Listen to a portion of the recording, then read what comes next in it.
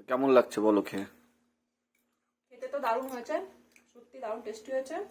আগের দিন একজন কমেন্ট করেছে, দেখো আগে খাবারটা দেখাই তারপর বলছি। চিলি চিকেন, গরম গরম রুটি। Chilli chicken? ও সরি, আরে কমেন্টের কথা মনে পড়ে চিলি চিকেন মানে চলে আসলো মনে। তো যাই হোক, চিলি পনির, রুটি গরম গরম, আর এখানে আছে স্যালাড। তো চিলি চিকেনের কথাটা কেন মনে পড়লো বলি।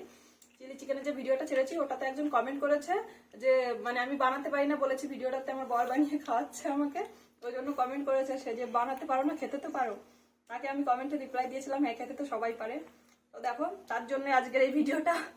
এই যে চিলি পনিরগুলো দেখছো এটাও আজকে আমার বরই বানিয়েছে আর আমি খাচ্ছি, ঠিক আছে?